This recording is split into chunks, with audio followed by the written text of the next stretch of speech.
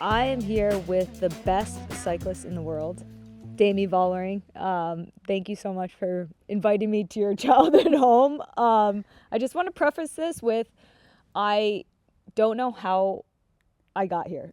I literally started cycling because of an injury, just to get some cardio. Got really into it, linked up with Strava, and then somehow was on a plane to go to the Tour de France and speak with you. Yeah, it's cool, huh? Yeah. I mean, for me, it's also special to sit here with you. I mean, you did a lot of great things in women's sports, so it's nice to be here with you. Yeah, and I mean, I have a lot of respect for the Dutch as a footballing country. You know, we had many epic battles on the world stage.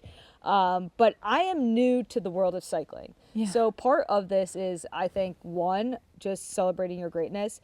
Over the past few weeks, I have done a lot of research on you, and you are extraordinary. And it just so happens that we're about to start the Tour de France here in your kind of childhood backyard, and you're defending your yellow jersey, the Maillot de Jaune. Yeah. How does that feel? Yeah, it's really special. I mean, it's now the third year that we have the Tour de France Femmes, and it starts already now in a different country. So I'm also a little bit proud that we grow so fast now over the 3 years. Yeah, I think it's amazing. I mean, you've won half of the Tour de France's. Yeah, yeah, true. Until so far, yes. I mean, if you win again, you will win 2 out of 3, Yeah. which would be insane. Yeah, exactly. Yeah, I didn't think about it like that. It's a nice. Was there an aspect about competing, like even when you were young, that like something, not just with the bike, because you said like you had a connection to the bike, but like was there a competitiveness in you that like something kind of clicked when you started your race, that like you felt something you had never felt before? Yeah, I have always had this with anything I did. If I did something, I always wanted to do it for 100%. I always wanted to be the best in this. So earlier it was with ice skating, and I was doing ice skating, speed skating. Then I did also flower design as my as school. So I wanted to be the best there. And then later on it was really in cycling. Actually, always when I did races, it was really like I always wanted to be the best if I was doing it. So I'm new to like the world of cycling, as I've said like 100 times now. And like I was new to Strava, and like along the Santa Monica Mountains, which is like a lot where I ride, like it's all about like, you know, who's done what and the leaderboards. So in this area, and especially on the first stages, like do you own, like, is this like your Strava land? Phew, I probably have some comms here. I mean, they're different here because it's all flat here, but I probably have some here. So on Strava, is it really you? Like, Yes. Is that you? Yeah. So like professionals are on there, Yeah. like, and me, who, you know, I'm just, you know, riding away, like having the time of my life, like can like go and Yeah, that's the cool thing. try to right? do what you do. Yeah. So also like the comms I have probably here, probably you have people who think like on a windy day like this, today it's their wind in the back, let's try to take the Demi com. Yeah. Yeah, so no, I think that's the cool thing from Strava, no, that you can try to break the curves from the pros. Yeah. I watched the Tour de France, and now I'm here and I'm seeing like Tour de France Femmes. I don't understand this. Like if we're going to say Tour de France Femmes, should we say Tour de France Hommes? Is that right? Am I right there? Or should we just say Tour de France and you compete at different times? Yeah, I agree. I mean, we had this discussion already quite a lot of times in the team as well, because actually it's I don't know if it's strange or not, but yeah, you always need to. I also must say I say a lot of times Tour de France, and then I forget the femme part. You're like me. But yes. Tour de France me. And also when people talk to me, they also like, you're going to the Tour de France? And I'm yes. So a lot of people also leave that last word away. But yeah, it's a interesting topic, I think, why it's Tour de France Femmes for us. And we have the same thing in football. I mean, we have the World Cup, and then they will say the Women's World Cup. Yeah. You know, and we've changed a lot of Basketball that as well. dialogue as well. Yeah. We're very happy. I'm sure you've seen in the Olympics, like it will be like men's gymnastics, Yeah. women's gymnastics, and that's equality. Like Yeah. they're talking about the same sport in men and women. And I think language is powerful. And I Yeah. think that when we try to add on a gender to the end of it, especially if it's a W or a femme, that it already kind of discredits it as something Yeah. less than Yeah. the tour. Yeah, you can see like it started with the men because it's that word, and then we put something extra behind it to show it's different. Yeah, we talk a lot. We were part of a big pay equity lawsuit with the U.S. Women's National Team, and it was a big public lawsuit, and it was all about being paid, you know, not just equal but fair to what we were doing on the field. And I see this all over women's sports, and it's really, really special to be here with you because, you know, I get to speak on behalf of football for that. I get to speak on behalf of like women and pay equity, like in my own country, but to be able to now translate into other sports and to hear stories of your own pay equity battles, you very much like kind of the women's national team are like a ceiling pusher. You're the best cyclist in the world. You are probably the most sponsored, the most well paid, and it's not enough. You have to keep pushing. Yeah. And with every opportunity you have here, you have another like huge, massive global moment for yourself.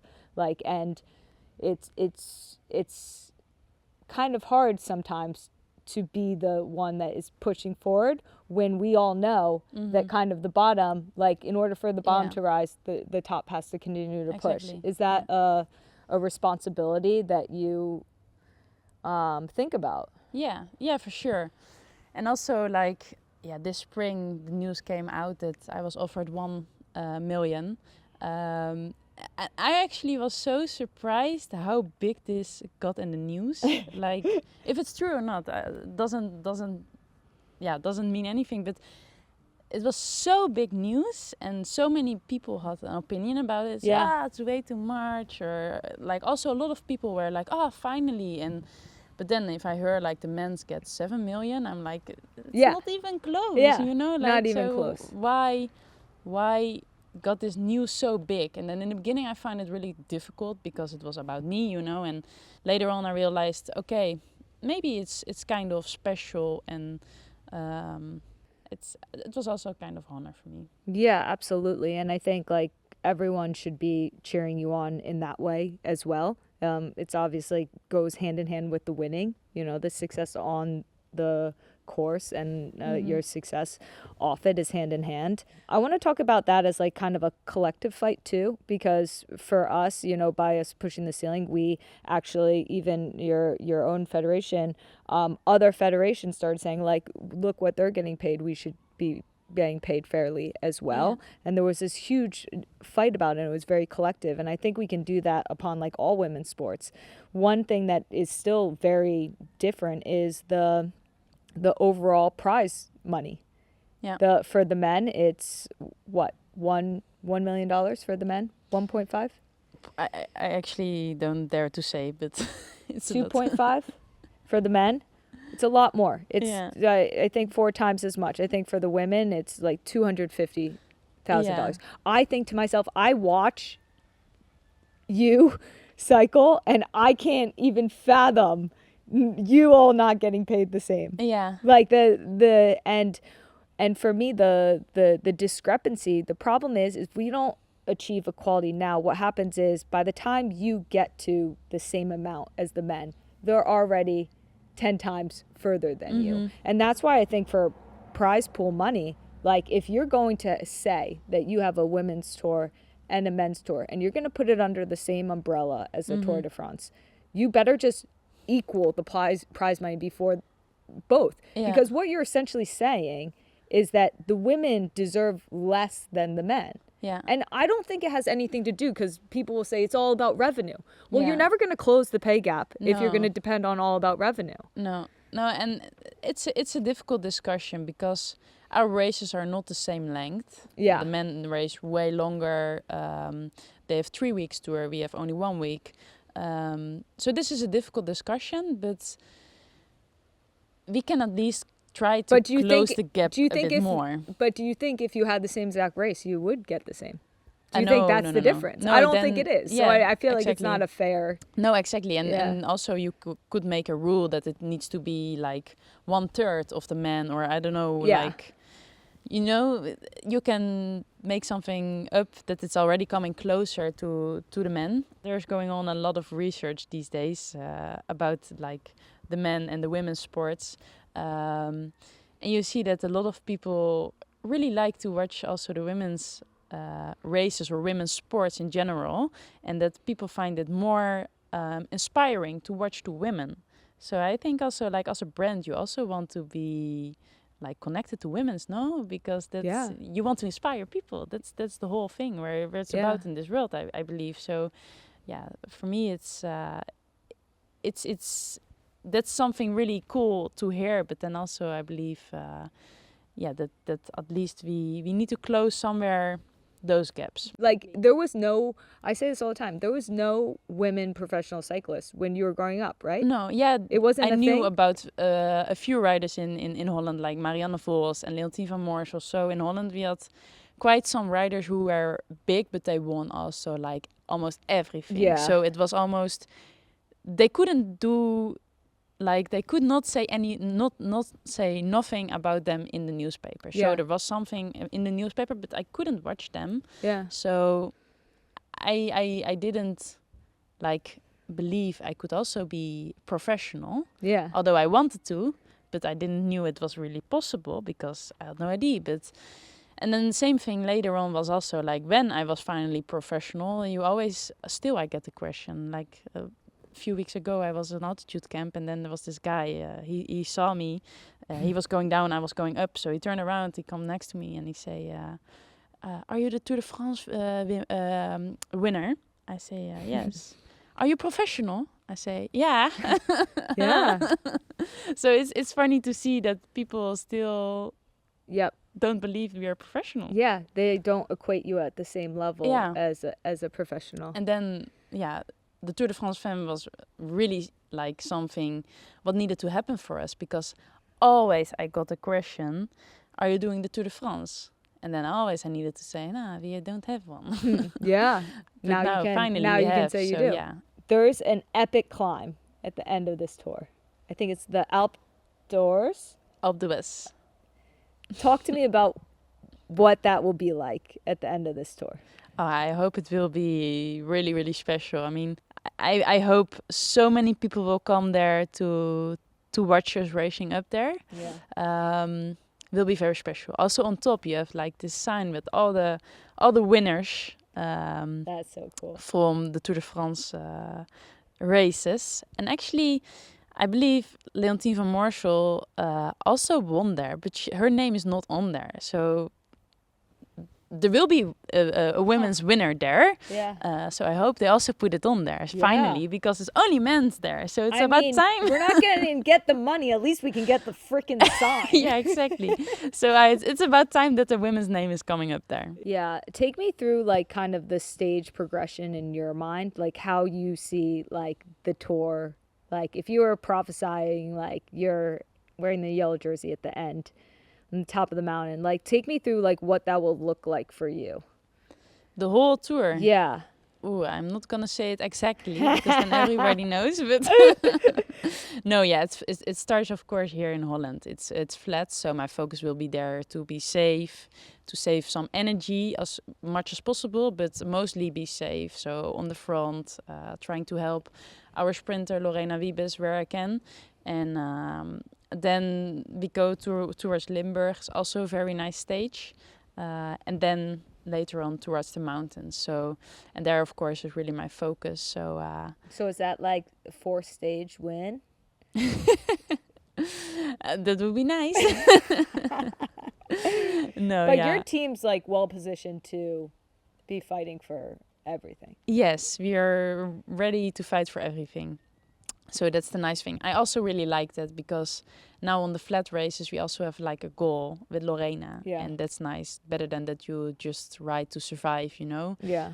Who's your like biggest competition at this point? Or are you just like I'm my biggest competition. Yeah, you're always yourself is always the biggest competition in the mountains. Yeah. No, but for sure, also a lot of other riders. So Kasia Nimiadoma, Elisa Longoborghini, Gaia Realini, Evita Music, Juliette Labou. A lot of good riders for the GC who are dangerous. Any of those people like you train with, or is your training mostly done with My teammates. your team? Yes, mostly with my teammates. So they can also be dangerous. Not for me, but for the rest. Yeah, for sure. It's funny because like now that I know that cycling is actually a team sport and not an individual sport, like I can kind of relate it to more like us, and people always refer to especially our 2019 US Women's National Team as like the 23 best friends, which was always kind of funny because that was certainly not the reality, right? Like we were 23, like, yeah, a lot of us were friends or whatever, but like we were colleagues with one mission, which was to win the World Cup, and we would do anything for one another in that moment. Yeah. To do that. Yeah. What's that like? Obviously a smaller team, and different roles and responsibilities, but what's that like in your current team dynamic? I think in Team SD Works, we are really a close team. I think we know each other really well on the bike. It's funny because also the Olympics we were riding not with each other as a team, but for our countries. And then we did the recon before, and I don't know how, but we all ended up with each other because it was one big group ride we did there with all the countries all mixed up. But somehow I ended up next to Christine, with Blanca, with Neve. So I was like, hey, how is this possible? You know, like you find each other between all those people. So I think we're really close and we really know each other on the bike very well. I did read that you are changing teams, which is pretty cool. Like it sounds like you have a new opportunity, a new challenge, a new way that you can grow in your career. What's that decision like? So do you sign like, a length of a contract, and then at that point you kind of say like, is this what I want to keep doing? And then also in that process, do you kind of think like how, like, are you thinking just of yourself? Or are you looking at other teams and how you could kind of like plug into what other teams currently have? Like how do you kind of like work through that? Yeah, exactly like that. I mean, it's not only what I want, but also where I fit, where I believe they have the same goal, the same vision as me. And it's also just really nice step in my future because I was now 4 years at Team SD Works Pro Time, and I believe being comfortable is not always good. And I was at one point like, I'm really comfortable in this team. It's such a nice team. I really love my teammates, but I really believe it's good to change a bit. You learn from that. You learn most from mistakes. I also have learned. So if it was a mistake, then I've learned for sure something. So we see. I love that. I take the same like approach as an athlete too. Like as soon as I start feeling comfortable, I know it's not a place that I can grow in and can be challenged in. So I really understand that. And I'm really excited for you. It's going to be so fun. Do you name, like when you're going to like name your Strava workouts or whatever and the routes that you do, when you're doing your workout, do you think about the name while you're doing it? Yeah. Or once you finish the session, do you then? No, sometimes I come up with names already in my head, and then I'm like, oh yeah, I need to remember this. And then sometimes I come home and I was like, fuck, what was it again? Because like in Holland, for example, when you have the whole day headwind, then for sure is coming something with wind in the title. But I have sometimes that I figure out something on the bike and I'm like, I need to write it down or something. Yeah, well, I'll just say like when I upload my Strava, I'm just like by myself and just like toast and uploading it. But when you're uploading it after these like incredible races, like what is that like? Do you get back on the team bus and you're like, Time to upload our Stravas. Sometimes, because like I remember, like if it's like a little bit hilly race or something, and something special happened, like for example Lorena, our sprinter, did a really good climb, and then she's like, I think I did take the com, so then she's uploading it, and then we're checking, so then we have quite a lot of fun about that. Was it very good? Yeah, she took actually mijn from the Kouberg. Yeah. Wow. I'm pretty sad about that. Wow. That was pretty painful, but no, yeah, she deserves it. But also we do sometimes like this training races in the winter in Spain, and then then we also have this climb Valdebo, and we always race up there.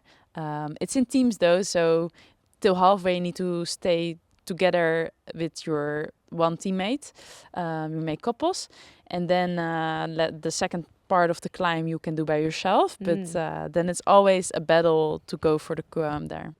So for a young cyclist like myself, what would you say, like, if I wanted to be a climber just like you, where should I start? First of all, if you want to be good at something, you need to do it. So find climbs and just ride up climbs a lot. But like, give me a goal. Like, one of my best friends, he's a triathlete, he said, ride between 16 and 18 miles per hour the whole time. That's how many kilometers per hour? I know, that's so hard. You're No, right. but I have a good advice for Yeah, you. give me a goal so I can be like. It's not all about riding very hard. It's also about making a lot of slow hours, because that's where you grow. You need to see it as a little. I like that. Pyramid. Yeah. And then the biggest part is the slow endurance part. Yeah. That you need to build. Like that's where you want to be the most of the time in your trainings. Yeah, to but when make you those say slow, hours. you're not really going that slow. I also do slow hours. Like I also go sometimes pretty slow. If you see my Strava, I probably have some rides with 25k an hour. But yeah, So that's are slow. so then you do already the good slow hour. I'm learning so much.